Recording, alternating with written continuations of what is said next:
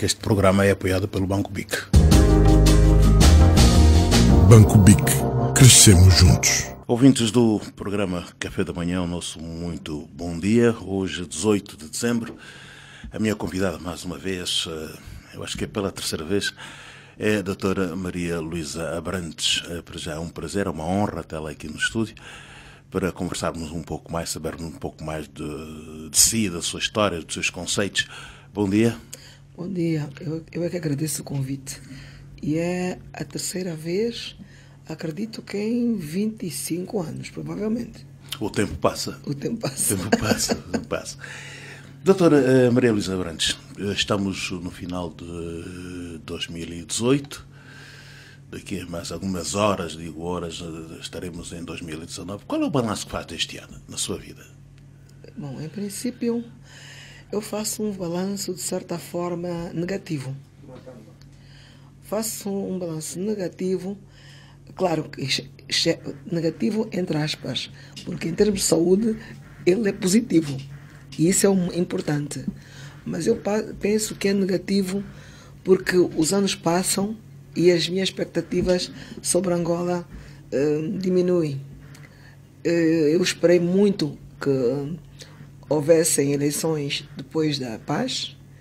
Esperava muito destas eleições que deveriam ter sido em 2012 e que foram, portanto, adiadas por um ano, mas pelo menos em 2012 houve eleições legislativas.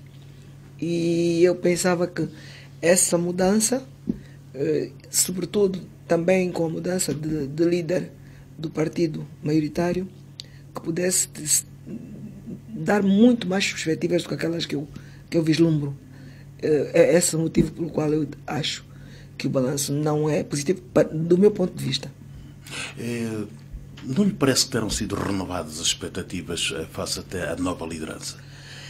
Eu acredito que, digamos assim, as pessoas que rodeiam qualquer regime, portanto, que trabalham, colaboram, direta e indiretamente, com esse regime, por norma, tentam sempre mostrar que esse é o melhor regime.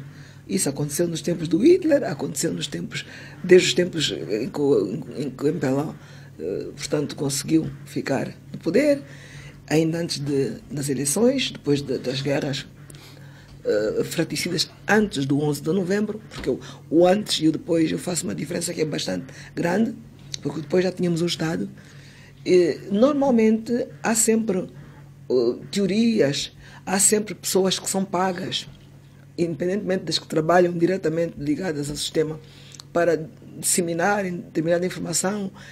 E esse populismo, que no fundo é subjetivo, porque cria expectativas diversas e pontos de vista diversos, às vezes ajuda temporariamente. Eu vou dar um exemplo. Se, por exemplo, o Presidente dos Estados Unidos da América disser que eles têm, portanto, a produção deles vai subir, ainda que não suba ainda, só aí vamos aumentar a produção. Imediatamente, nesse mesmo dia, o dólar sobe. Nesse mesmo dia, o preço do petróleo baixa.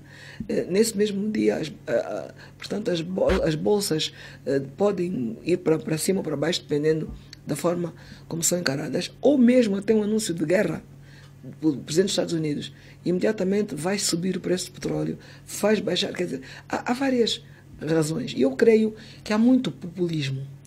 E eu penso que há um exacerbar de posições e pessoas que estão muito, digamos, imbuídas em subjetivismos, os internautas sobretudo, e às vezes confunde-se um pouco a Angola e os angolanos, incluindo os angolanos da Angola profunda, com as pessoas que diariamente estão os internautas que estão diariamente nas redes sociais, incluindo com pouca imaginação, porque não mudam os pseudónimos.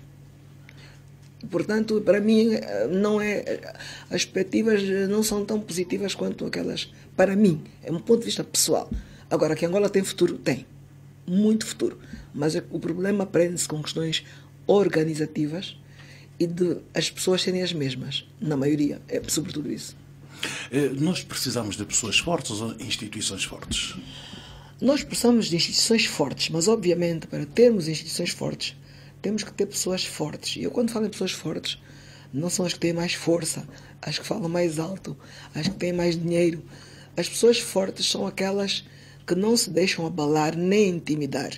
Mas não é uma intimidação tipo eu agora posso e falo. Porque durante anos, e é muito estranho, ao longo de 42 anos, muitas pessoas tinham medo de falar e não era por causa de terem receio de serem exonerados do cargo, desculpe, de serem irem para a cadeia. Era com medo de serem exonerados dos cargos.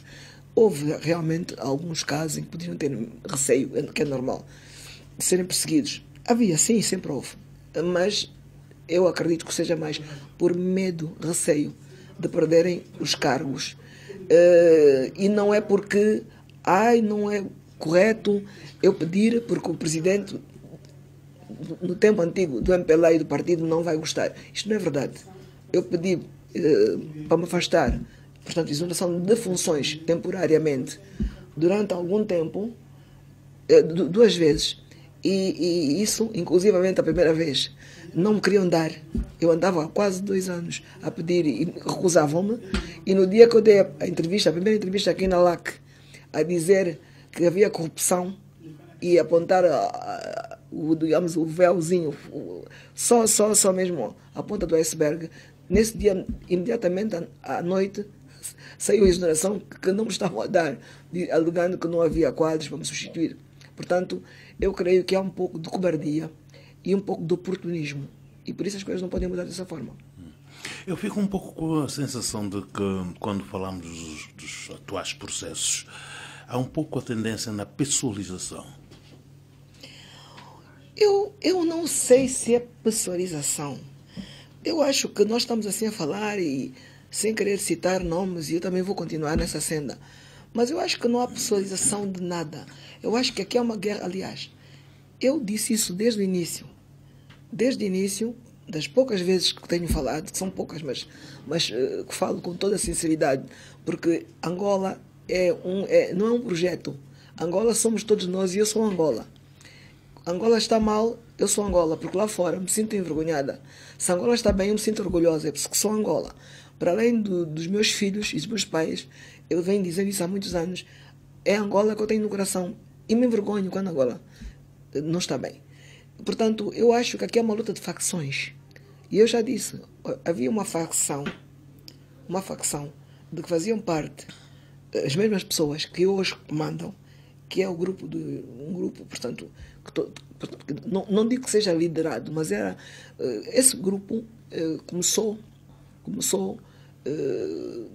com a, digamos assim, o empoderamento solicitado e apoiado e aprovado pelos membros do MPLA, o empoderamento de empresários e de membros do partido, guerrilheiros, portanto, que tivessem lutado. Só que essa seleção foi feita de acordo com as caras, com as amizades, apadrinhamentos, e não foi feito de acordo com a realidade. E qual é a realidade? A realidade era seguirmos utilizando a lei de fomento empresarial e o microcrédito e o Angola Invest, não anarquicamente, para alguns, tipo, vem buscar dinheiro, não precisando da garantia bancária. Porque isto é inconcebível. Onde é que já se viu eu começar já a empoderar uma pessoa sem nada, não é? Por exemplo, um Bento Kangamba, e pôr-lhe não sei quantos milhões na mão, porque a boca pequena também se disse e também se escreveu. Não provo, mas limos nas redes sociais já há bastante tempo. Pelo menos há uns 2, 3 anos. 2 anos para aí. Que a Sonangol parece-me que também deu um valor avultado em milhões de dólares. Isso foi falado até a nível do partido. Se não estou em erro, falavam em 80 milhões. Isto era a Sonangol. E eu já estava escandalizada com essa hipótese, porque eu não posso aventar, mas foi mesmo muito falado o assunto. Muito. E, por conseguinte, fiquei escandalizada. Agora imagina a minha escandalização quando vejo que o BPC andou a dar quase 1 bilhão e valores, digamos, de 200, 300 milhões. Quer dizer, há pessoas que não faz sentido. Vem um e diz, e tal, porque eu tenho um projeto cultural, o governo me deu-me X, mas eu também me devem X. Mas como é que uma pessoa que não tinha nada, porque lhe arranjaram, por exemplo, pediram, ou ele se ofereceu para fazer eventos, sejam LS Republicano através do Bencangamba, sejam outros, podem ter a veleidade de ir a um banco buscar esse dinheiro todo. Quer dizer, isto não cabe na cabeça de ninguém. Quer dizer, na minha, que estudei um bocado, é impossível. Quer dizer, deviam começar então por empoderar aos poucos. Por exemplo, a terra em excesso, à exceção daquelas que são privadas, que já eram e que têm herdeiros, verificavam o que não é reserva do Estado e distribuíam, assim como deram aos estrangeiros para poderem fazer casas, amigos, para poderem fazer, portanto, fazendas e outras coisas mais. Eles pegavam, distribuíam ao camponês, quer organizados em cooperativas, quer a título individual, parcelas de terra com o recurso ao microcrédito. Por exemplo, com a possibilidade, obviamente, de haver prestações acessórias de empresas privadas que pudessem ser pagas com fundos de fomento pelo Estado para prestar os serviços que a Biocom diz que é, por exemplo, fazer para poder engavetar milhões e milhões de dólares para fazer o seu projeto e ainda receberem isenção fiscal do pagamento de impostos através de investimento privado. E não estão a fazer nada do que prometeram, estão a importar açúcar. Por exemplo, dizem, a Biocom este ano vai produzir muito mais que produziu, mas o muito mais ainda é muito pouco para eles deixarem de importar o açúcar. E não fizeram aquilo que prometeram em temas de parceria público-privada, que era de fazerem, portanto, de ajudarem o camponês a desbravar as terras para depois lhes entregarem a produção, abrir as estradas terciárias, secundárias. Por conseguinte, esse é que é o empoderamento. Pegar e ver quem são os empresários que têm a capacidade de produzir, dar-lhes crédito a fundo perdido por períodos de tempo curto, darem valores bem estabelecidos, portanto, como incentivo ao fomento, mas estabelecidos igual para todos, para aqueles que tivessem projetos bem definidos e não, quer dizer, pegarem dinheiro e distribuir. Aquilo foi uma distribuição, porque é impossível. Eu via empresários que nunca foram empresários, que nunca tiveram uma empresa séria, a comprarem não só no exterior propriedades, sei lá, esqueçamos as casas, e oferecerem aqui constantemente, publicamente, autocarros, carrinhas, bens. E as pessoas, mas esse dinheiro sai de onde? A sair do BPC. Independentemente que aquele da Cação de Angola também andou a dar desde os tempos antigos. Claro que se fala muito, e eu já falei várias vezes, nos últimos, portanto, que estavam mais visíveis, que é o general de Copelipa, Dino, Manuel Vicente, mas já começou há muitos anos. Isto começou nos tempos do Sr. Miala. E eu repito, as pessoas dizem, tem cuidado, ele pode fazer qualquer coisa. Ele já tentou fazer várias vezes. Isso eu provo. E ele sabe que eu posso provar. Mas, portanto, agora se fizer também todo mundo sabe quem é. Mas a verdade começou lá atrás. E é por isso que eu digo, eu não estou a ver que as coisas melhorem com as mesmas pessoas. Eu vou dar um exemplo. Hoje em dia, as pessoas criticam-me. Antes criticavam porque eu atacava o presidente Eduardo Santos. Eu não atacava o presidente Eduardo Santos. Eu atacava um regime que eu achava que estava mal. E neste momento eu continuo a atacar o regime, porque eu sou amiga, entre aspas. As pessoas podem também ser minhas amigas ou deixar de ser. Das pessoas que muitas vezes eu critico, como também me criticam a mim, porque eu tenho muitas imperfeições. Mas a mim neste momento me interessa o país. Simplesmente sou o país. Eu não posso conceber que pessoas que nunca foram auditadas, nem fiscalizadas, quando é que a Segurança de Estado teve os seus meios auditados? Sempre distribuíram o dinheiro à vontade. Quem é que os auditava? Dentro e fora do país? Ninguém. Hoje dizem que o presidente dos Santos é o pior, quer dizer, só para dizer que é o pior assassino do mundo, mas já ouvi que é o pior chefe de Estado da África, é horrível, é horroroso. Inclusive, todo mundo que é dos outros partidos, até da UNITA, por Savimbi, são todos melhores que ele. Mas eu só pergunto, onde é que estavam essas pessoas que estavam todo esse tempo com ele e que nunca abriram a boca?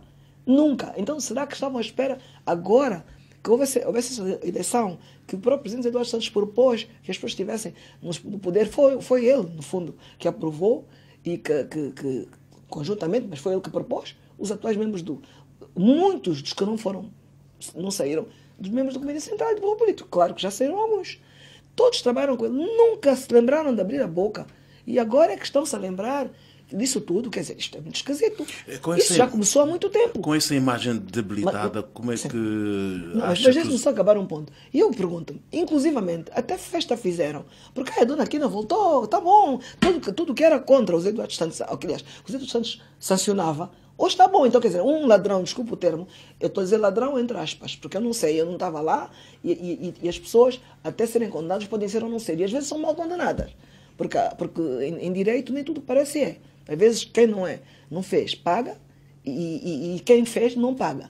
Mas a verdade é que a senhora Joaquina trabalhou num tempo em que aquilo estava uma promiscuidade horrível na DEFA. Chamam para ser conselheira, que acho que eu não estou a ver um conselheiro ela tem o direito de trabalhar, é uma cidadã angolana, pagou, todos temos o direito de trabalhar depois disso. Mas dão-lhe um cargo de conselheira, que não é o mais elevado, mas que conselhos é que uma pessoa dessas pode dar? Eu não estou a ver. E fizeram festa. Porquê? Porque tudo que foi... Os Eduardo Santos pôs na prisão naquele tempo é mau. Agora ele nunca fez nada. Nunca fez. Mas quando ele lutou contra alguns, que não devia ser só contra alguns, exatamente eu nunca concordei, também não concordo que agora faça o mesmo contra alguns. Mas nós não podemos estar a aplaudir só porque há claque. E aí é que se verifica que há pessoas que são pagas para andar nas redes sociais. E as pessoas enganam-se muito porque pensam que as redes sociais chegam lá fora, chegam aqui aos sítios mais recônditos. Não chegam. O que chega a esses sítios é a fome que passa diariamente, a morte, a miséria. Isso eles sentem. Sentem no coração. Acredita que a imagem de Eduardo Santos esteja debilitada? Bem, claro que está. Claro que está. Ela está debilitada, mas ela não desaparece. Porque nem todos, mesmo no interior, têm essa imagem dele. Portanto, está debilitada a nível dos internautas, digamos, das pessoas desavisadas que no exterior veem os Eduardo Santos como o único ladrão, que tem a única família que roubou de Angola. Mas por essa razão. Mas não nos iludamos, porque, por exemplo, a nível dos Estados Unidos da América, por exemplo, ou da Europa, tem outros nomes que sabem perfeitamente bem que também estão debilitados. E não só aqueles que trabalharam só com o presidente Eduardo Santos nos últimos anos. E não só. Também não se esqueçam que eles não são assim tão tapados, não é? Que não entendam que todas essas pessoas trabalharam com o presidente Eduardo Santos e que não tinham nada. Muitos hoje dizem, mas são créditos. Mas foram dados créditos. Com base em quê?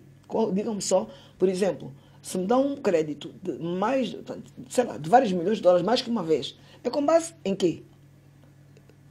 Vão dizer, foi antigo combatente? Isso não é forma de me apresentar num banco privado, sobretudo, mesmo do Estado. Não basta, a menos que fossem pequenas quantidades das formas que eu sugeri inicialmente e fosse para todos. Portanto, eu não posso aceitar que haja um empoderamento para uns e não, foi assim. Não, eu não posso aceitar agora. Quando eu já tenho algo, já estou, como dizem os libaneses, dizem, o primeiro milhão não me perguntes como é que eu arranjei. Se for por aí, tudo muito bem. Mas não me venham dizer que é normal que eu tenha determinadas coisas porque pedi um empréstimo. Porque se você chegar ou outra pessoa qualquer a um banco, não lhe vou dar um empréstimo se você não tiver uma garantia. A menos que tenha realmente os tais encostos, não é? Que alguns tiveram e que não tinham nada e ficaram com tudo. Outros foi-lhes dado dinheiro para saírem de partidos políticos, da UNITA, daqui, dali, foi-lhes dado dinheiro. E quem lhes deu dinheiro? A Segurança do Estado. Com autorização de quem? Claro, obviamente, podia ser da presidência, não é? E com conselhos deles próprios, da segurança. E esses próprios estão lá outra vez. Estão todos em cima da mesma pessoa. Eu acho que todas as pessoas que estão no governo hoje estão debilitadas, porque todos fizeram parte desse mesmo governo, deste mesmo executivo. Colaboraram, o presidente Santos não trabalhou sozinho. Portanto, todas as pessoas que trabalharam mal, porque muitos não geriam bem as suas atividades, a sua atividade, e outros não lhe aconselharam.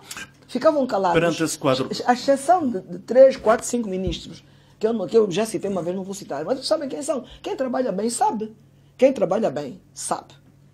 Quem trabalha bem sabe. Quem trabalha mal e vive da bajulação, da graxa e do compadrio também sabe. Perante esse quadro, como é que pensa que o José Eduardo Santos vai ser lembrado? Ele vai ser lembrado por muitos, até por os inimigos, como um homem que fez uma travessia no deserto, porque todas as pessoas que estavam rodeando eram tipo abutres, que só estavam à espera de chegar o momento deles. E sempre que chegou, sempre que foi chegando, foram-se aproveitando.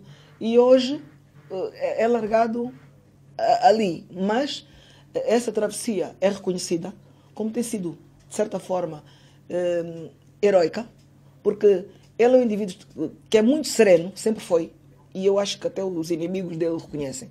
É um indivíduo que nunca se alterou, é incapaz de alterar a voz, não trata mal ninguém, é um indivíduo que sabe ouvir e ouve, e sempre ouviu. Agora, decidir, ele toma as decisões que melhor que convierem, mas muitas das decisões que ele tomou foi por ter ouvido demasiado pessoas que estão lá hoje.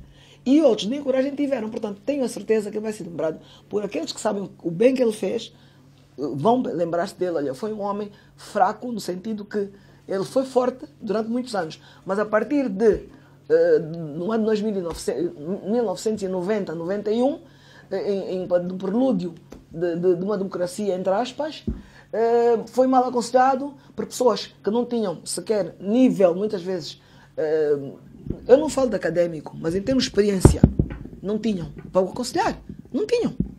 E ele deixou-se ir por questões partidárias e populistas, e hoje está numa situação que está, mas acredito que, eu me recordo que o próprio senhor Marcolino Mogo, professor doutor Marcolino Mogo, ele disse uma vez aí publicamente que também só quem não quiser, ou quem não quiser ver, é que vai dizer que o presidente Santos foi o pior angolano aqui, não é? Quer dizer, do mundo, porque repare, uma pessoa que, mesmo antes da guerra terminar, a pena de morte, que quando a UNITA estava fragilizada, acolhe e até patenteia, autoriza que se patenteia os seus militares que lutaram não contra o colonialismo entre eles, não, para terem um lugar, como aconteceu a dado passo, mas que lutou já contra uma república estabelecida.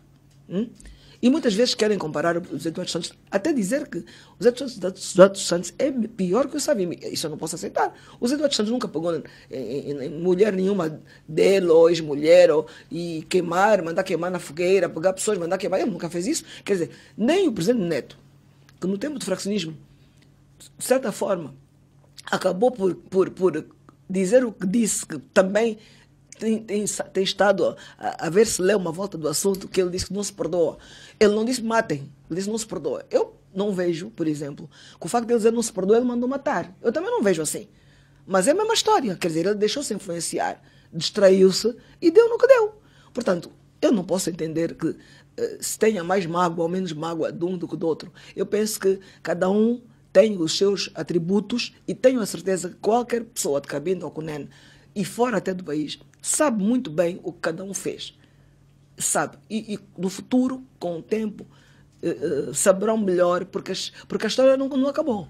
A sua leitura a história está a começar. A sua leitura sobre os Eduardo dos Santos transcende a área meramente política, até porque houve uma relação no qual tanto nasceram filhos. Como é que os filhos reagem perante a situação? Não, mas desculpa, primeiro que tudo, meus filhos não têm que reagir ou deixar de reagir, porque se quiser saber a opinião deles, tem que lhe chamar aqui. Atinge fóruns familiares, eu lamento, sentimentos. Se quiser saber a opinião deles, é melhor chamá-los, porque em princípio eles são adultos e eu não me miscuo nas relações deles e nem sequer posso falar por eles.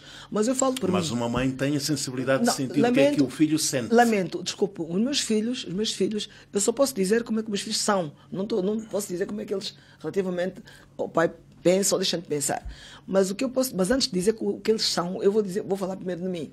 A pessoa que deveria, eventualmente, ter mais digamos assim, motivos para agora se rir e se vingar, seria eu. Eu fui a pessoa mais humilhada, porque costuma-se dizer, quanto mais alto está, maior é a queda. Fui mais humilhada porque os serviços dele, secretos, sempre fizeram o pior para me humilhar dentro e fora do país. Dentro e fora do país. Sempre fizeram o pior.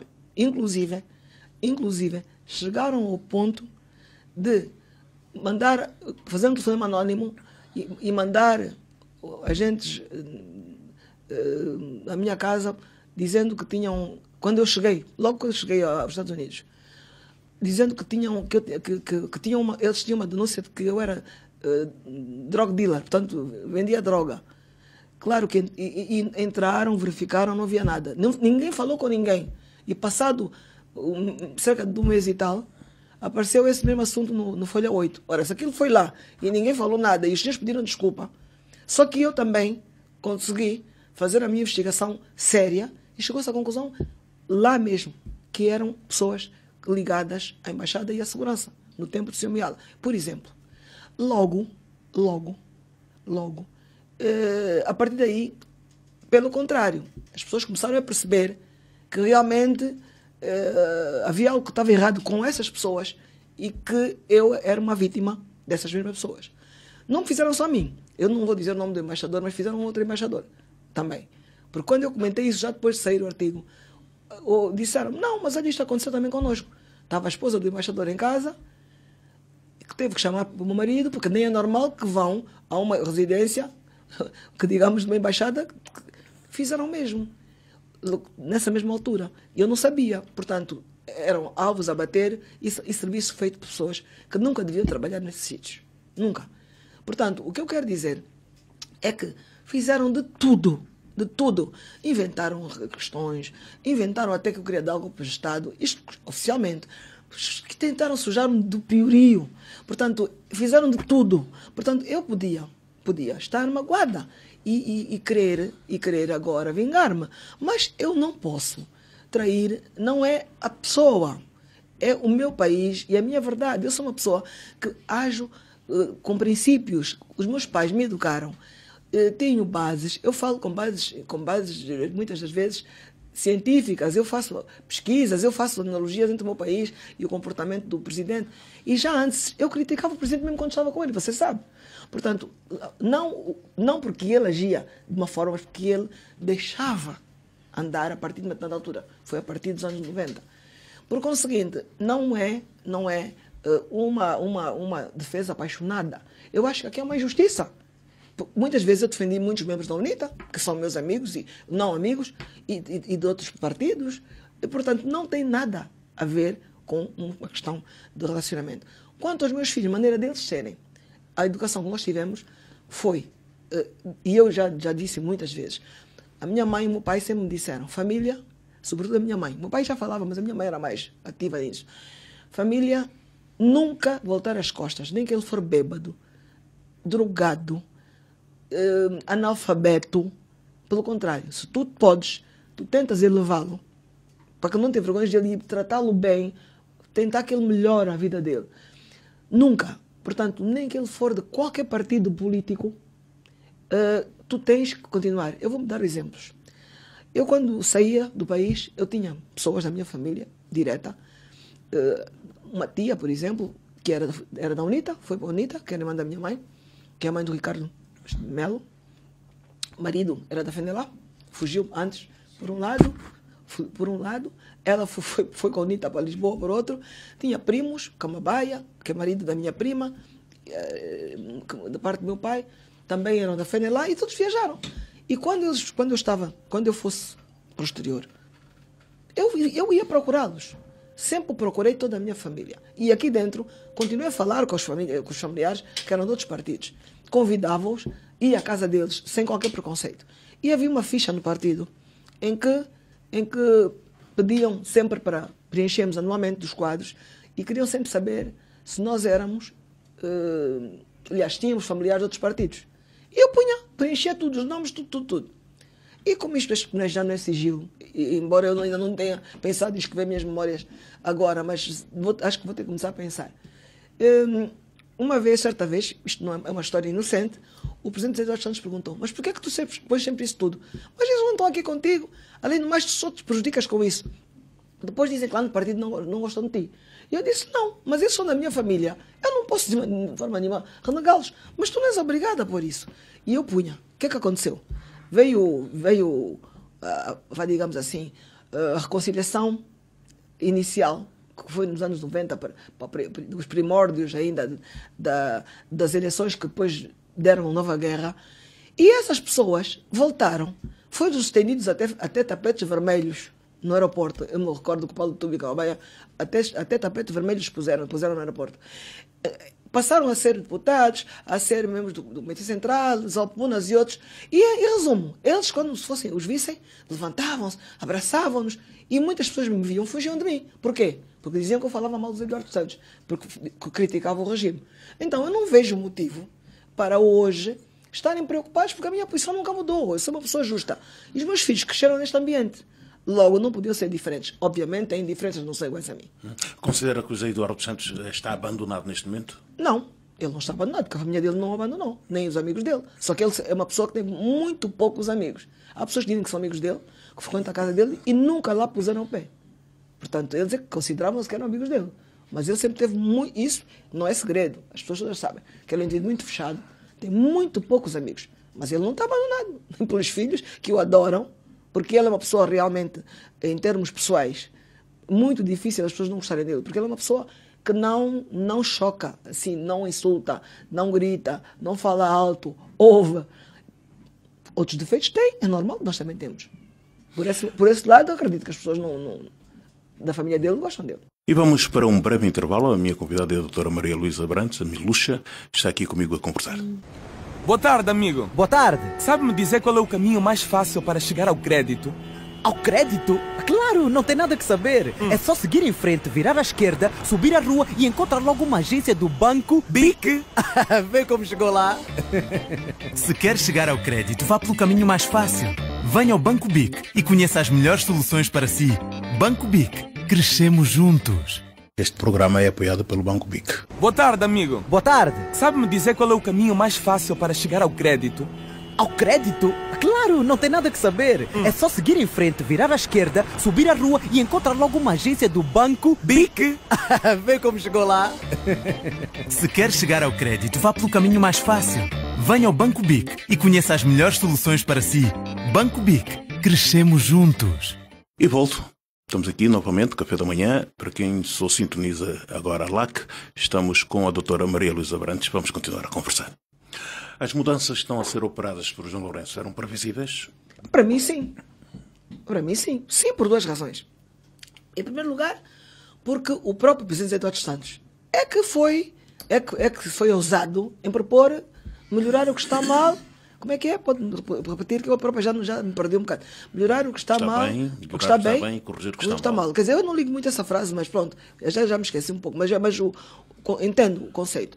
Ele é que propôs aí no Congresso, e o Congresso apoiou, aceitou. E, obviamente, que isso foi preparado com as possíveis...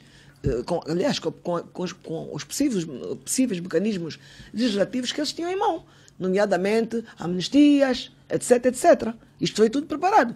Só que ficou um problema. Houve aí uma ponta que ficou meia desamarrada, que é tal, costuma-se dizer gato escondido com o rabo de fora.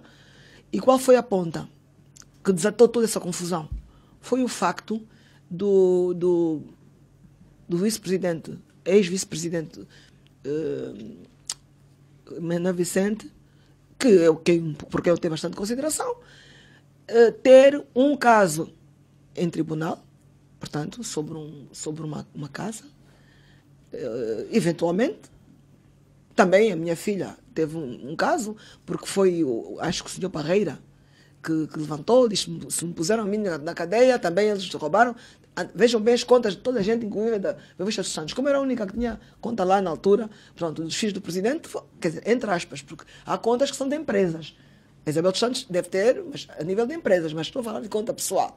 Pronto, foram lá ver a conta, havia lá uma transferência, como direi, justificada, de um valor que era de uma prestação de serviços, mas e será que essa prestação de serviços é legal? Por quê? Porque o Rafael Marques dizia aqui que não é legal porque deram um concurso, como é? Porque deram um contrato sem concurso público, quer dizer, coisas do arco da velha. Desculpa, isto para mim como jurista, mas pronto, enfim, passou-se. Portanto, só que o caso deles foi diferente. Havia outras questões que estão à luz pública. Todo mundo tem lido até as declarações da Operação FITS, tudo isso. Bom, acontece que por aí o nó desatou, porque se o presidente José Eduardo Santos tinha deixado tudo preparado para as pessoas só devolverem o dinheiro, mas não precisavam de ir mais para a cadeia, porque até 2015 essa lei da amnistia dizia quem devolver não acontece nada. E aí mesmo nos casos do peculato, acredito que haveria talvez um entendimento que se tal acontecesse, até 2015 estava tudo fechado. Portanto, o problema era até 2015. Pensavam que 2016 não houve grandes coisas. O que é que houve? Houve nomeações, pronto, que o presidente dos Estados nomeou a filha, mas não foi porque ele propusesse, não foi ele que propôs. Se foi por legislação, não sei, mas também lhe vou dizer o seguinte. Eu acho bem que poderiam muito bem ter proposto alguém que já tivesse muito mais conhecimento de Sonangol. Mas também é verdade que todos os outros que lá estiveram não eram muito melhores, à exceção mesmo do engenheiro Joaquim David, não é? Que já estavam um tempo lá. E o engenheiro Manuel Vicente também não veio sequer, que eu saiba, penso que veio da Sonef, não veio dos petróleos. O senhor Escórcio, que eu tenho extrema estima, amigo de família, é uma pessoa maravilhosa, tinha sido protocolo de Estado. Portanto, eu não estou a ver por que a Isabel dos Santos não podia ser. E além do mais, infelizmente, como a maioria dos serviços, sobretudo das empresas do Estado, quem faz o trabalho são os consultores. Mesmo nos ministérios onde eu estive, sobretudo no Ministério de Planeamento, aquilo estava cheio de consultores. Pediam-nos para darmos os elementos. Quem dava os elementos era nós. Fazíamos a pesquisa, procurávamos os papéis, naquele tempo não havia internet, dávamos tudo, depois eles faziam, levavam as cópias dos projetos.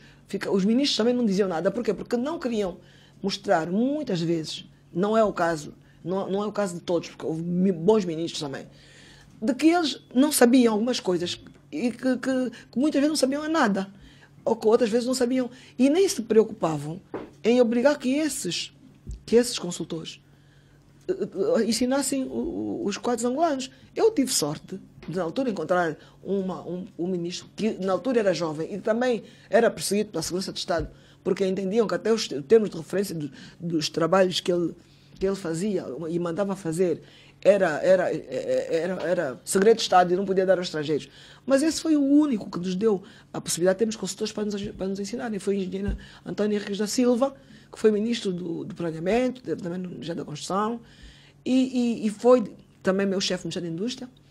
E aí realmente eu tive sorte e outros de aprendermos. A maioria das vezes os nossos colegas ficavam a fumar ali e não fazíamos nada.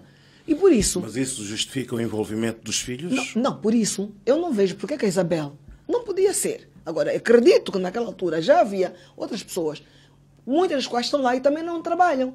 Vivem com os consultores. O G. Manuel Vicente, qual é o tempo que tinha que trabalhar? Ele estava sempre fora. Os consultores que fazem o trabalho, estrangeiros, muitos dos quais têm capacidade inferior a nós, em termos de experiência e até de estudo. Saem da faculdade e vão para lá. Portanto, eu não vejo motivo. Não foi ele que propôs, foi ele que, como é que eu posso dizer, que aceitou. Eu também sei, por exemplo... Mas não acha que ele poderia ter evitado o envolvimento dos filhos? Eu não vejo porque é que ele poderia ter evitado. O engenheiro Manuel Vicente também tem... Desculpa, o presidente João Lourenço também tem filhos que vieram, também lhes deram um cargo de direção, no caso de uma delas, logo que saiu e ninguém fez questão por isso. Nem ele disse que não. Portanto, eu não estou a ver o porquê. Há N pessoas que têm aí filhos em conselhos de administração que não são filhos de ninguém. E logo que chegaram foram para o conselho de administração. Eu vou citar, por exemplo, o caso daquela jovem Vera Davis. Ela saiu de um curso. Eu, por acaso, conheço os pais, porque trabalharam comigo, inclusive, e foram uma delas, não penso, trabalharam comigo os dois. E eu conheço perfeitamente bem. Então, no caso, em concreto, foi para a Conselho de Administração 2 vezes. O pai já morreu há bastante tempo, no caso da Vera, por exemplo, e ela não está aí. Até foi já para a Secretaria. Ninguém faz questão. Por que a Isabela queria não fazer questão? Isto é um ponto de vista pessoal. Agora, não concordei que, a dado passo, que quase todo o Conselho de Administração, não todo, fosse estrangeiros. Ok? Não concordei. Na era Isabel dos Santos. Sim, não concordei. Mas não discordei do facto dela ter mandado fazer auditorias por empresas que estão acima de qualquer suspeita. E também não entendo porque é que ela, quando fez declarações de que encontrou deficiências, déficits, etc., ninguém se preocupou e a Procuradoria-Geral da República, já na altura, não tivesse ido atrás disso.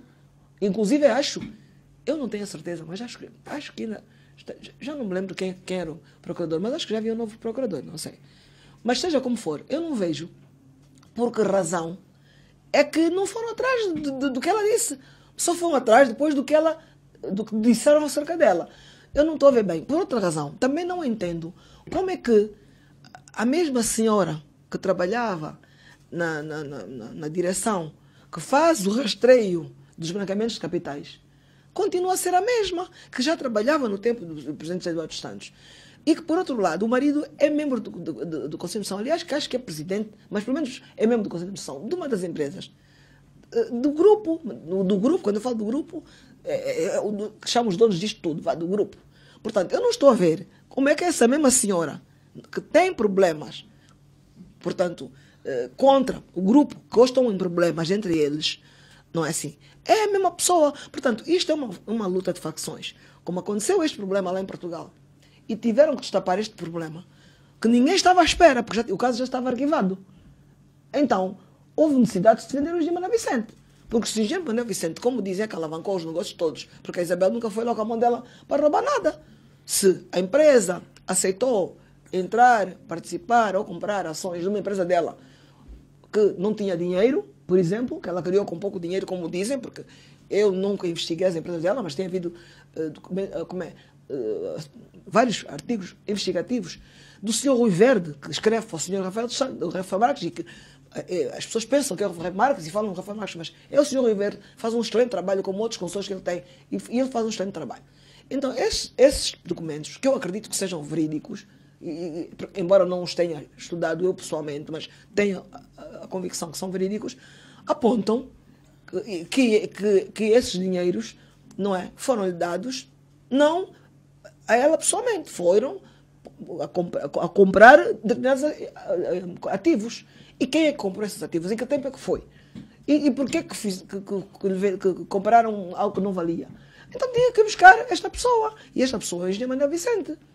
Bom, quem diz a Isabel, diz outros negócios de várias entidades, inclusive os outros que não estão a ser questionados, que é os próprios senhores que também eram do mesmo grupo, que é o Copelipa, o Dino e muitos outros, o Carlos Silva, também, que tem bastantes ações do Banco Português Atlântico. Eu não estou a ver como é que, que ele comprou aquelas ações, mas pronto, não importa. Mas ele também faz parte do negócio. Porque tudo lhes foi dado de mão beijada. O projeto Baía de Luanda, por que não acabam com o projeto Baía de Luanda? Mostrem-me qual foi o concurso público que fizeram para o projeto Baía de Luanda. Quem faz parte do projeto Baía de Luanda? É só irem lá ver. Procurem quem faz parte do projeto Baía de Luanda. Procurem bem. E vão ver. Por isso é que não acabaram com o projeto Baía de Luanda. Deviam acabar, porque a Isabel dos Santos também estava lá. Estava, não sei se ainda está. Mas deviam ter acabado, mas não convinha. Pelo contrário, numa fase em que dizem que encontraram, entre aspas, os cofres vazios, digo entre aspas, porque não me quero meter nesta confusão, porque está aí muita gente que percebe do assunto. Mas eu só pergunto, como é que vão deixar um projeto Baía de Luanda ser prioritário numa fase que não há dinheiro e um projeto tão caro? Baía de Luanda quer dizer uma das fases, aliás, um dos subprojetos, que é o reordenamento, ou sei lá, algo ligado à marginal, à nova marginal. Portanto, continuidade pela estrada da Cotimba, ali paralelamente à marginal da Bahia. Portanto, para a estrada continuar, para se prolongar à beira-mar. É só verem o valor que meteram ali. Aquele dinheiro, numa altura que não havia dinheiro, dava perfeitamente para muitos outros negócios, não é? Não oferecer dinheiro, mas para outras pequenas infraestruturas, portanto, no caso de, por exemplo, rede terciária e secundária, e até para a reabilitação mais urgente e rápida das estradas que estão a andar muito devagar, por falta de dinheiro. Portanto, estão a meter no projeto Baía de Luanda. Isto foi aprovado no ano de 2017 para 2018, quando diziam que os cofres estavam vazios, como aprovaram, digamos assim, reembolsos a uma empresa ligada ao Sr. Carlucci, que até já morreu, que estava ligado também às mesmas pessoas do mesmo grupo e que nunca pôs aqui sem questões e devolveram-lhe dinheiro de uma reclamação. Então, eu não vejo que a Isabel não pudesse ser nomeada, mas de qualquer forma, agora, embora não tenha gostado da forma que ela, portanto, acho que magoou-me como angolana que tenha havido tantos quadros no Conselho de Administração. Não que fosse o estrangeiro, por aí não era o problema. E por outro lado, quanto ao José Firmino, também não foi ele que propôs. E eu, agora, uma coisa é verdade. Justifica-se também? Desculpa. Ele estava lá no Conselho de Administração. Já tinha trabalhado nas 3 As. Que é um outro enigma mais, as 3 As. Que também dizem que é de determinada família, ou determinada pessoa, mas também não sei como é que aquilo começou. Onde é que essa pessoa foi buscar também a base para alavancar um projeto daqueles. Que ainda depois, há pouco tempo, sem concurso público, também, que é o Sr. São Vicente, também lhe compraram o prédio ao preço do início, de construção, do início, quando valorizaram o prédio como se fosse novo, sem concurso também, que é para a Procuradoria-Geral da República. Portanto, eu não estou a ver porquê que ninguém questiona que a filha do presidente Neto tenha ido para determinado lugar, ou que a filha do presidente Vicente, desculpa, o presidente João Lourenço tenha ido para outro lugar, vindos da faculdade, por exemplo, vinda da faculdade. Eu não estou a ver. Porque eu acho que as pessoas... Eu pessoalmente, já apostei em jovens que tinham acabado de sair da faculdade. Eu já apostei. Mas claro que eu não tinha saído da faculdade aqui. Sabe por quê? Há uma diferença muito grande. É que os jovens lá de fora, pelo menos nos países desenvolvidos e nas universidades boas universidades, não admitem que nenhum jovem acabe uma simples licenciatura sem fazer sem fazer estágios permanentes. Ele tem que apresentar estágio todos os anos. E não pode fazer mestrado sem trabalhar 2 anos. E nos casos que, ultimamente, alguns estão a fazer seguido, em algumas faculdades, eles têm que ter tantas horas também de trabalho feito durante os estágios. Logo, quando eles vêm para aqui, não estão crus, como os nossos, que não têm prática. Não é bem assim. Portanto, eu já tive casos de ter um trabalhador comigo a trabalhar 6 meses e achar que ele tinha que ser promovido, porque estava a perder. Depende das áreas. Há uma versão interna e uma versão externa. Das poucas vezes que nós conversamos, eu senti que a doutora é uma daquelas pessoas que foi defensora do melhoramento da imagem de Angola no exterior. Hoje, a imagem de Angola, com as mudanças internas que se operaram, essa imagem mudou ou não mudou? Eu acho que a imagem de Angola não mudou. A imagem de Angola continua a mesma. A mesma porque a luta contra a corrupção já não é agora que se fala. O presidente Eduardo Santos falava contra a corrupção. Só que aconteceu a mesma coisa. Portanto, lembro-me muito bem na altura que, inclusive, o senhor Fernando Pagado ficou fora há muitos anos, não entrava, porque estavam à procura dele. O senhor Monti fugiu, que morreu recentemente, porque também estava a ser procurado. Houve pessoas que foram parar a cadeia. A senhora Aquina já foi para a cadeia, olha, falamos dela ainda há pouco, entre outras pessoas. Mas aquilo não passou de cosmética. Para mim, portanto, não é de hoje. E eles sabem, portanto, eles estão à espera. É de ver o que é que vamos fazer. E até aqui estão entusiasmados. Mas enquanto continuarem a ver que estão sendo sempre salvaguardadas determinadas pessoas e que outras que estão a meio de gatos pingados na cadeia, então lamento. Porque é anormal. Portanto, por exemplo, o senhor Dr. Tomás foi para a cadeia. Será que ele é o maior gatuno aqui de Angola? Acho bem, se for, eu não sei. Mas será? Isso é uma pergunta que eu faço. Agora eu digo. Quem é que foi chamado logo a seguir e que esteve lá e saiu? E não devia ter saído. Esse que se calhar não devia ter saído. O senhor Ismael Mateus. Mateus não. Ismael Mateus ainda vai se zangar comigo. Ismael que? Não é Ismael. Ele é Ismael. Diogo. Ismael Mateus que me perdoou. Diogo, da FESA. Se calhar esse é que devia ter lá ficado. Mas, por exemplo, ele saiu. Por quê? Se calhar já se passou, embora esteja ali. Muitos, não, mas eu estou sempre com... O Geraldino está sempre com o Cabrais Eduardo. Ai, não, não, eles estão lá para ver o que é que ele está a fazer. Ele, no fundo, é prisioneiro deles. Sempre foi. Ele está a ser, é simplesmente vigiado, como sempre foi. Portanto, para mim, eles só queriam, dizer, a primeira-dama também deram o fundo ruína e ela pegou, transferiu dinheiro lá para fora, como escreveram. Eu não estou a duvidar, eu não estou a dizer que é mentira. E também o Ismael Mateus também recebeu para a FESA e não sei, que também, parece-me que também pôs na conta dele. Tudo isso pode ser verdade. Mas então, parece-me que só o chamaram. Parece que só o chamaram para saber coisas sobre a vida da família do presidente Eduardo Santos. Só, parece que sim. Parece que sim. Da mesma forma que também chamaram... Por que tem essa percepção? Tem essa percepção porque não chamaram mais ninguém. Quer dizer, é tão simples quanto isso. Também falaram do Sr. Belais, que acho muito bem que o chame. Mas a verdade é que só queriam saber coisas sobre a família do presidente. E, portanto, é estranho. Então, eu acho que tem que chamar toda essa gente. Por amor de Deus. O Jean Manuel Vicente, se a senhora, eu respeito, ele tem imunidade. Não é o único que tem imunidade. Os deputados também têm imunidade. Houve alguém que dissesse, não é qualquer um aí. Houve quem dissesse isso, não pode ser um qualquer. Só tem que ser o Jean Manuel Vicente. Alguém defendeu isso aí nas redes sociais. Mas eu digo, mas não é um qualquer um, é um vice-presidente. O senhor presidente do Quênia, ok, no TPI chamaram, ele próprio se ofereceu retirar a imunidade, ele foi e voltou. Quem não deve, não tem. Quem não deve, não teme. Não é? E muitos dos nossos amigos, e até internautas, meus pessoais inclusive, mas são muitos, mas são poucos, são os mesmos, parece que estão defendendo uma camisola, um ódio que tem o Eduardo Santos. Ele fez-nos, uns é porque a família era de um partido, e esse partido foi crucificado. Eu tenho família de todos os partidos. Fez muito bem a educação que recebi dos meus pais, de não ter medo, e de nos darmos todos somos família, e de não ter medo também, ao mesmo tempo, de lutar contra a injustiça. Por isso é que eu fiz o curso de Direito. Portanto, eu acho que lá fora esse sinal é bom. Mas eu só espero agora do resto. Não basta estar a aprender governadores provinciais. Isto, por um tempo, a euforia passa depois. Depois vão ver na prática que não passou disso.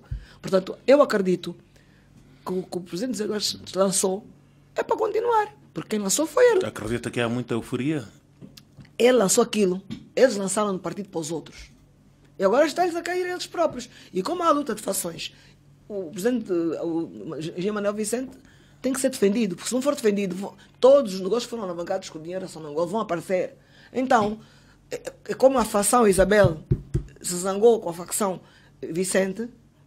Por quê? Porque, provavelmente, ela ficou deslumbrada com o cargo. Eu tenho extremo respeito, intimidade com ela, como com qualquer filho meu. E se um filho meu estiver deslumbrado, eu digo que ela estava deslumbrada. Pode ter ficado deslumbrada com o cargo. Mas a verdade é que ela, tal como os outros, podia estar naquele cargo. E isso, naturalmente, afetou, se calhar, algumas ambições que o Jean Manuel Vicente teria para a presidência e as pessoas que tinham negócios com ele e ficaram, portanto, zangaram-se. E neste momento, é a fação a bater. Provavelmente ela está deslumbrada e se calhar qualquer dia vai querer o nosso lugar. Então, arrebentar já com esses miúdos de uma vez por todas, para não levantarem mais a cabeça. Mas dali a defender bem, porque se não defendemos bem, para todos aqui vamos ter problemas. Quer dizer, é assim que eu vejo as coisas agora. Acredito. Desculpa, está a pretender dizer que o Manuel Vicente é a chave do enigma?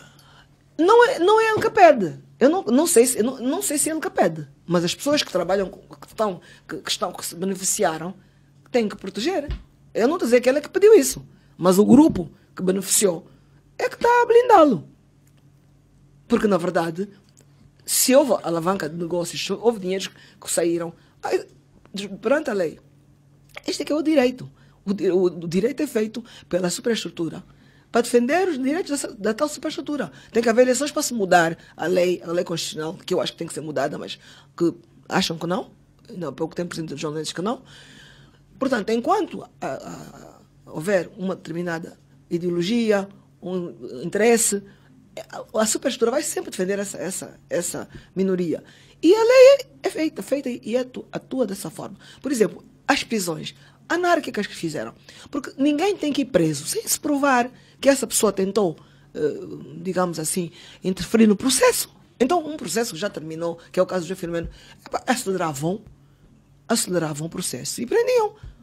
Parece-me que na altura até o Procurador-Geral da República não estava cá, mas ele deixou um substituto. Mas eu acho que muitas das ordens, das orientações, eu não sei, mas eu acho que as orientações às vezes vêm um bocado misturadas com o populismo das redes sociais. Eu acho. Portanto, se não há perigo digamos, de fuga ou de informação ou de interromper, por qualquer forma, o processo, porque o réu é prófugo, por exemplo, ou não está a colaborar. Eu não vejo, no caso das pessoas que foram presas, que isso tivesse acontecido. Depois ficou moda. Prende-se todos para dizer que é igual. Mas isso não é assim. E eu não estou a ver como é que, depois de lá fora dizerem que eles tinham razão na posição que tomaram de ainda não entregar, por exemplo, no caso do Fundo Soberano, o dinheiro todo que estava ali. Quer dizer, porque o dinheiro não está com eles. O dinheiro está aplicado. Eu não gosto daquele senhor Baixo de Moraes, nunca gostei. Porque ele é oportunista. Eu não gosto de pessoas oportunistas. Mas a verdade é que, oportunista ou não, ele fez o que os outros fazem, todo mundo. Subcontratou uma empresa que estava a gerir bem o dinheiro. E a partir do momento, o que se lhe pagou a ele ou não, é o que se paga de lá fora. E a partir do momento, chegou-se a uma conclusão, quem levantou o caso foi mesmo Angola, que afinal Angola não tinha razão e perdeu. Vocês têm claro, que entregar, digamos, continuar a guarda deles, o valor, até a maturidade das aplicações, porque se essas aplicações forem levantadas em Angola, agora, vão prejudicar, quer os acionistas que apostaram naquelas, digamos assim, apostaram em Angola, porque apostaram no Fundo Soberano, estão a apostar em Angola.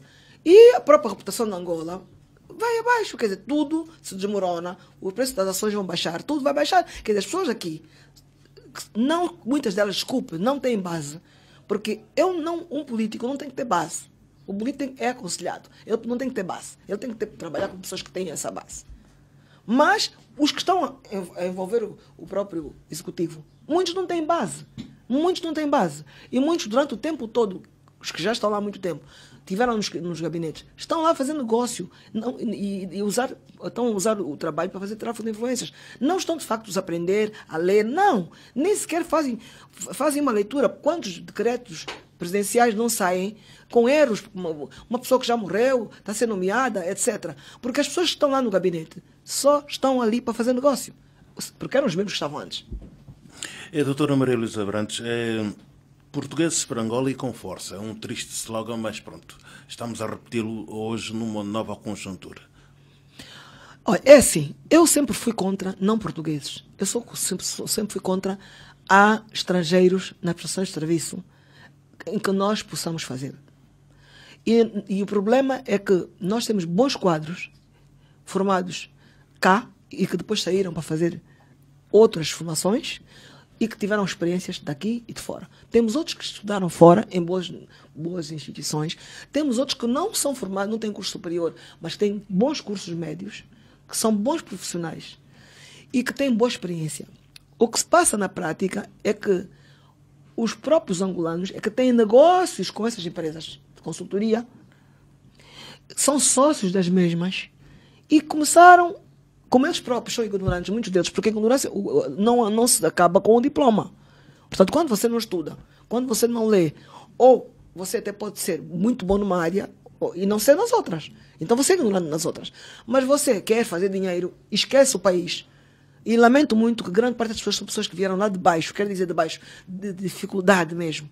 Mas hoje são bilionários. Falam muito só de 2, 3 pessoas, mas são, porque não tem dinheiro aqui, tem muito dinheiro lá fora. E eu não entendo como é que eu, por exemplo, posso dar um parecer por $3.000 e esse mesmo parecer é dado por uma empresa portuguesa por 100, 200, 300 mil dólares. Como é que uma pessoa vem dar aqui uma palestra a um angolano de empreendedorismo, até reza e tal, e não sei quantos, e dão $100.000 por uma palestra? Quando eu ou outra pessoa aqui podíamos dar aí $1.000 e nós convidamos, nem nos pagam nada. Portanto, eu não vejo isso. Portanto, isto é negócio, são interesses. Obviamente que nós não vamos confundir os auditores externos de grandes empresas, aliás, internacionais, conhecidos internacionalmente, e que fazem falta, com a consultoria em geral. Mas é preciso ver, mesmo dentro desses grandes auditores, auditor é uma digamos assim, brand, uma patente, digamos, tem um nome, há empresas que são muito famosas, mas são pessoas como nós que vêm fazer essas auditorias. E aí é que é o problema. Nem sequer temos capacidade para pedir os currículos dos auditores. E quando pedimos, depois vêm outros, ou não os lemos, para ver que aquele auditor acabou de sair da faculdade e é, se calhar, pior do que muitos que nós temos aqui dentro. Portanto, a culpa é nossa. E eu sou contra. Porque formação, para mim, é on-job. Quer dizer, vai lá para fora também, mas on-job. Põe um formador estrangeiro para formar dentro. Eu trabalhei com um grupo de estrangeiros nos anos 90, aliás, de 89 a 93, quando se criou o Gabinete de Investimento Estrangeiro. E havia um americano. Na altura não havia aqui, eu próprio que quis. Na altura era o tempo do socialismo. Mas eu disse, não, tinha um francês, tinha um americano, Chase Manhattan Bank, tinha um ex-ministro do Chile, chileno, do tempo do Pinochet. Trabalhavam conosco. E eu disse, é para formação. E o americano estava com um chefe de departamento de avaliação. E recebia sempre estrangeiros sozinho. E eu avisei, você não pode receber ninguém sozinho. Você está aqui para auxiliar, ajudar, fazer a formação. Todas as semanas dava uma aula e ajudava em tudo que podia o chefe de departamento. Logo, não pode fazer isso sem estar o chefe de departamento. Fez uma, fez duas, fez três, mandei ele embora. Depois pediram, ele deixou o emprego, faz favor. Eu disse, não, e não, e não. Por isto. E como as nossas normas aqui tinham os outros trâmites que eles lá não têm, e lá até mais leve que aqui, eu expliquei o que tinha passado. Acabou. Pensava que a pessoa que me pediu para ele ficar, que foi a pessoa que fez que ajudou a fazer o trabalho e que arranjou a mobilizar o dinheiro, $1 milhão na altura. Era muito dinheiro. Para o Gabinete de Investimento Estrangeiro, ainda temos metade ao GAR e ainda deram, hoje já posso dizer, ainda nos roubaram, entre aspas, uma parte para comprar carros para as eleições que não deviam. Pronto. Acontece que ele foi embora e eu pensava que essa pessoa nunca mais ia falar comigo. É uma senhora muito conceituada, que já tinha trabalhado no Banco Mundial, trabalhava nos Estados Unidos na altura e hoje está reformada. É uma das minhas melhores amigas até hoje. Quer dizer, como americanos que são, também entendem quando nós temos razão. Então, eu não concordo. Não concordo. Quando falamos de Portugal, Manuel Vicente, e hoje, depois da visita do presidente João Lourenço a Portugal, as coisas mudaram substancialmente. Do ponto de vista económico, o que é que isto pode representar para Angola? Eu acho que representa mais para Portugal do que para Angola. Para Angola representa um sufoco, aliás, um alívio do sufoco, porque estavam cheios de medo que os portugueses começassem a repatriar o dinheiro, pôr tudo na cadeia. Mas eu não acredito também, nunca ia acreditar nisso. Porque nenhum país desenvolvido vive com base só na política. Os políticos vivem com base na política. Isso aconteceu, e aconteceu o resultado que aconteceu, terem mandado para cá o processo. Mas a economia não se compadece, sobretudo a privada, com questões políticas. E o dinheiro, mesmo agora que fizemos as pazes, não há de vir assim a brincar. Quer dizer, se não houver uma prova muito bem provada, quer dizer, estou a falar a linguagem do povo, nunca virá dinheiro nenhum. Nunca virá. Porque nenhum banco, mesmo aqui você tem o seu próprio dinheiro, quer tirar do banco, o banco diz, não, veja lá, não pode tirar, então agora não temos, agora está no Banco Nacional de Angola, não nos deixa. Quer dizer, agora imagina, num país do exterior. Portanto, não vão descapitalizar os bancos quando se diz que 25% do capital dos bancos, por enquanto, com os chineses, etc., pode ser que as coisas lá melhorem em termos desse rácio, mas 25% do capital é muito. Partindo de um pressuposto que ele circula e muito está nos empréstimos, também há crédito mal parado, etc., em muito maior monta que aqui. Logo, melhorou, portanto, mais para os portugueses, porque para nós o sufoco não deve ser passou. Os outros sufocos não passaram. E aqui até vão gostar que os outros sufocos continuarem para dizer, não, nós já temos, eles podem ser queimados na fogueira. Nós já estamos aqui o nosso homem, não é preciso mais nada. Mas, em termos de Angola, sim, porque os portugueses, portanto, a balança comercial dos portugueses pesava muito, ou pesa, aliás, a Angola pesava bastante na balança comercial dos portugueses. Não, ao contrário, a dos portugueses é que pesa muito na nossa balança. Portanto, eu acho que foi mais interessante para os portugueses. As mudanças que estão a ocorrer... Mas eu acho bom que se tenha desviado o clima, apesar de tudo. As mudanças que estão a ocorrer no nosso país implicam uma nova forma de pensar e, sobretudo, de gestão das nossas empresas. Os nossos empresários estão com capacidade para exatamente mudar os paradigmas de gestão e optarem por novas posturas. É assim, nós já temos empresários com capacidade, porque aprenderam com os erros que cometeram. Mas não temos muitos empresários que sabem ser bons gestores. Esse é que é o problema. Portanto, a gestão é uma coisa de extrema importância. E acredito que eles erraram e os bancos sabem quem é que errou. Portanto, não se pode dar oportunidade outra vez a quem errou muito. E eu não estou a falar de forma nenhuma daqueles empresários que receberam tanto dinheiro e que nunca tinham sido empresários na vida deles. Esqueço esses. Eu esqueço, esses para mim nunca foram nada.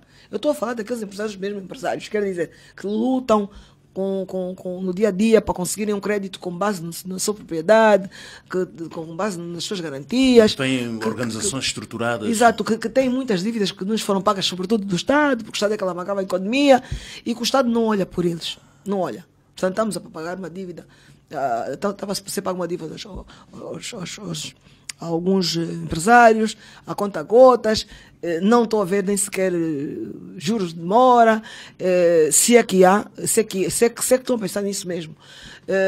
Provavelmente alguns vão ter, alguns afiliados, pode ser que sim, mas eu acho que não é bem assim. Quer dizer, há muito dinheiro que se perde e que se pode, às vezes, dar em doações. Eu entendo, nós temos que ser solidários com a Guiné-Bissau e não é $1 milhão que nos faz diferença, não. E não é por aí, não. Isso aí eu concordo. Mas há outros dinheiros, por exemplo, aquele valor que não sei se já foi devolvido, mas estava orçamentado, cabimentado para ser devolvido à empresa do senhor Carlucci, por exemplo, que devia $500 milhões, é muito dinheiro. Esse dinheiro, por exemplo, podiam pagar juros, demora, alguns não é dívida, mas os juros demora pelo menos. Porque a dívida acho que tem que arranjar forma de a pagar de qualquer jeito, porque o Estado consumiu, usufruiu daquilo que realmente eles estão a cobrar, depois das dívidas auditadas, obviamente. Finalmente temos o FMI. Sim, eu acho que nesta altura temos mesmo que ter o FMI. Nesta altura sim, mas houve uma altura que eu não via necessidade. Não via. Se era para o FMI nos ensinar a gerir, eu repito, as pessoas que estão no FMI são tão técnicos como nós estamos aqui em Angola. Têm as suas ideias e vêm pôr as ideias. Eles não estão lá num colégio, tipo, com muita gente, e cada um no colégio diz, Angola, vamos fazer isto. Ou diz, não, vamos fazer aquilo. Depois há um consenso, uma votação, e os técnicos saem daqui, de lá e vêm para aqui. Olha, o meu colégio de 40, 50 expertos no FMI disseram isto. Não. São os técnicos que vêm, que têm as suas ideias e propõem se são aceitos ou não aceitos. Logo, não vejo, a dada altura, que nos pudessem vir ensinar muitas coisas. Mais do que aquilo que aconteceu. Mas, já de alguma parte, de algum tempo esta parte, a partir de 2014, aí sim, já justificava impunha-se algo, pelo menos os passos que foram dados. Acho que foram bem dados, até aqui. E não vejo por que razão tinha que entrar antes, embora não seja a pessoa mais indicada para falar no assunto, mas tem alguma visão sobre o assunto. Até porque eu também sou especialista em finanças públicas. Eu não sou economista, tenho curso de gestão, mas tenho finanças públicas e finanças internacional privada. Tenho essas especialidades. Logo, tenho alguma noção das coisas. É a minha posição pessoal. O que é feito da doutora Maria Luísa Abrantes, ultimamente? Que projetos? Olha, os meus projetos são muito pessoais e não são digamos, muito ambiciosos, mas são os que eu gosto de fazer. Bom, um dos projetos é continuar no ensino, enquanto puder, enquanto estiver lúcida, e neste momento estou a dar aulas de curso de mestrado e de doutoramento. Portanto, este projeto não é para ganhar dinheiro, nunca foi, mas é um projeto que nos ajuda a estarmos sempre com a mente, digamos, movimentada e ao mesmo tempo que nos obriga a pesquisar e a inovar. Bom, por outro lado, em termos de escritório de advogados, vamos fazendo algumas coisas, mas não podemos fazer muitas coisas porque sempre fala-se contra a corrupção, mas a maioria dos estrangeiros são aliciados para trabalharem com as pessoas que trabalham na presidência ou com a presidência.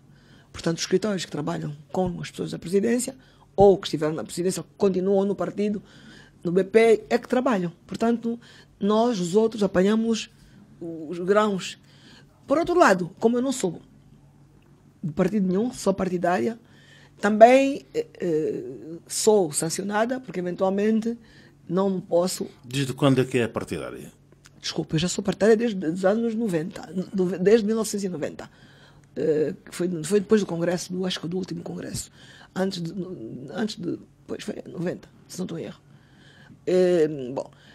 Obviamente, não estou interessada em grandes voos a nível político. Não me interessa ter um lugar no governo, não me interessa.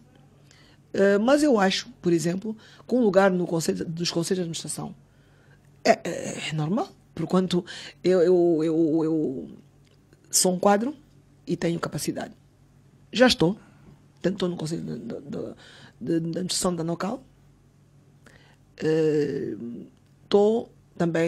Sou presidente do Conselho Fiscal do Banco Caixa Tota e sou presidente também da Assembleia do Banco Prestígio. Obviamente, gostaria de ter muito mais clientes, mas isso aí já estão selecionados.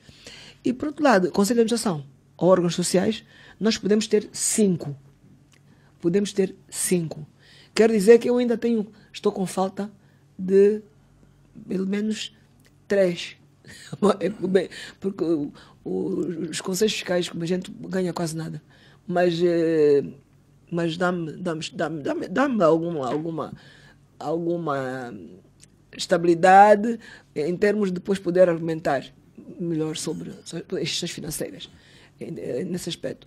Por isso ainda posso ter mais 3 e por conseguinte acho que não estou mal em termos de trabalho.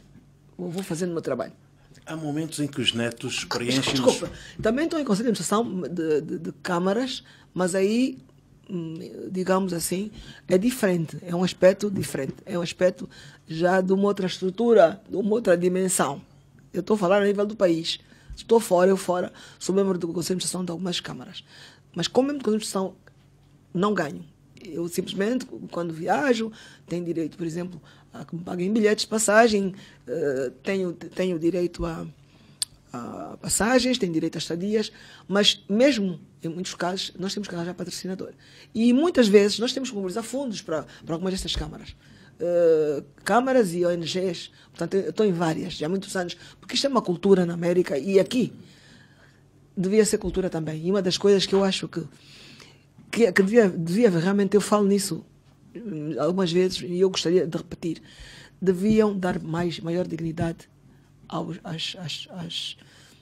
empresários e às câmaras.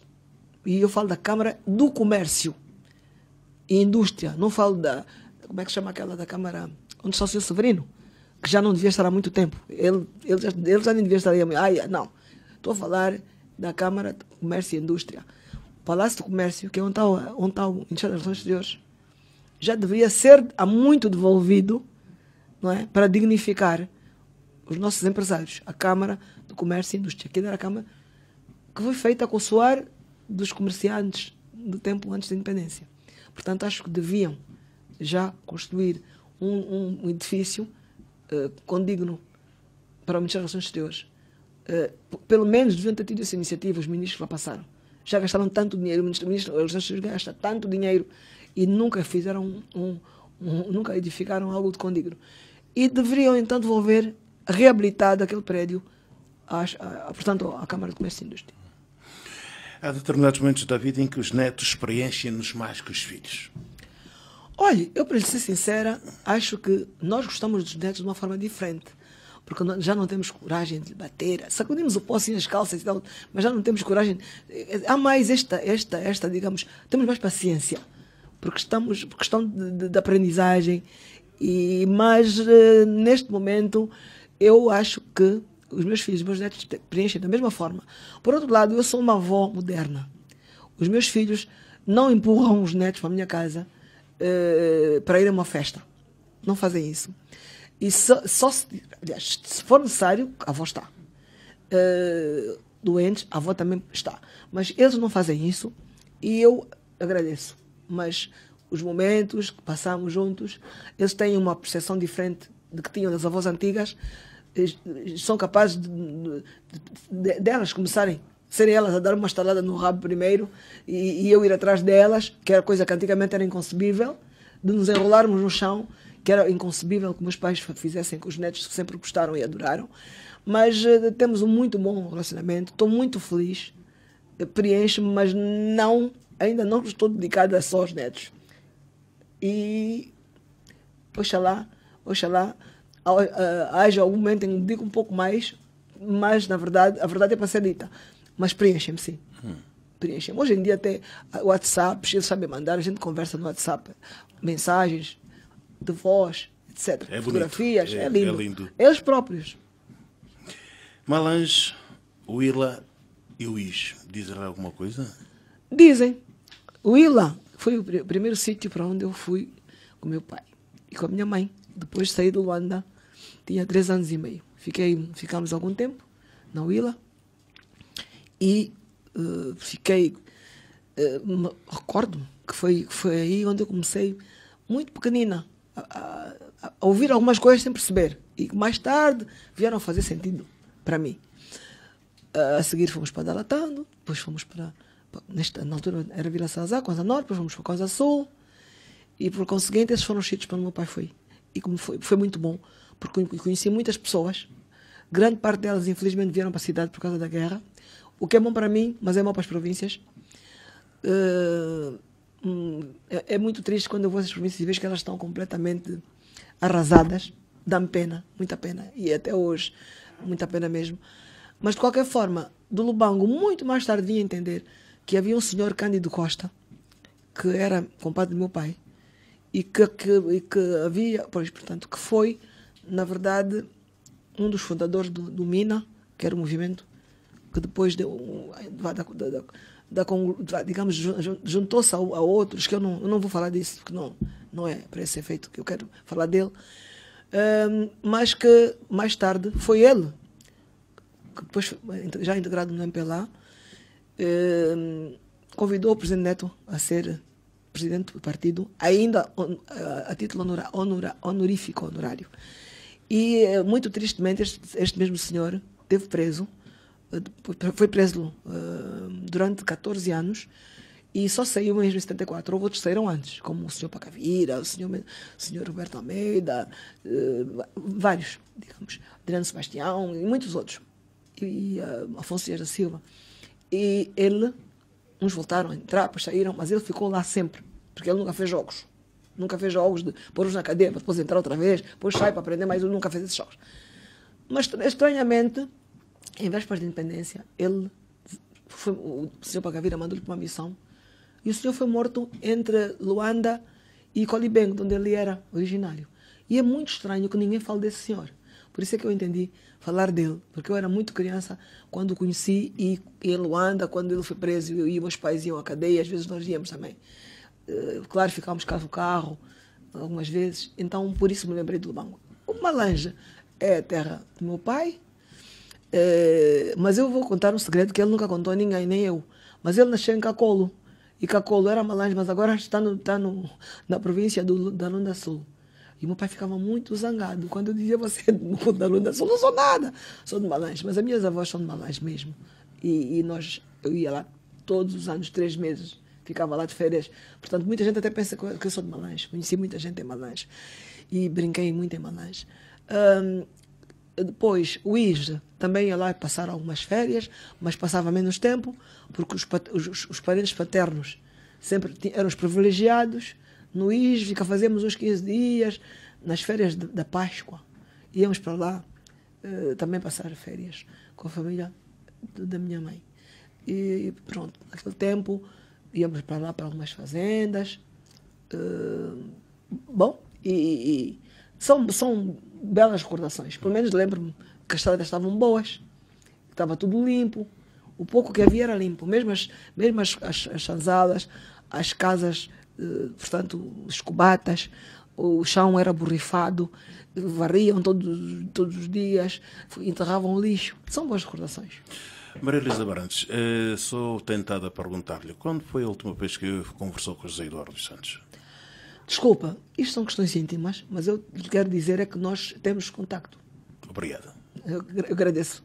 E aqui termina mais este programa Café da Manhã. A minha convidada hoje foi Maria Luísa Abrantes, uma professora universitária, uma pessoa ligada a questões económicas, financeiras, popular, muito conhecida. Portanto, foi a minha convidada hoje no programa Café da Manhã. Despeço. Muito obrigada. Eu posso ser popular, mas não sou populista. Mas obrigada pelo convite. Mais uma vez. Obrigado por ter vindo. Olá, vou mostrar-te para que serve um cofre mealheiro. Primeiro pões lá o dinheiro, depois levas ao bico e magia! O dinheiro começa a crescer e cresce, e cresce, e cresce, e cresce! E um dia o dinheiro chega como tu, muito grande! Bic Cofre Mealheiro. A conta que cresce com seu filho. Oferta do Cofre Mealheiro, limitada ao estoque existente. Banco BIC, crescemos juntos.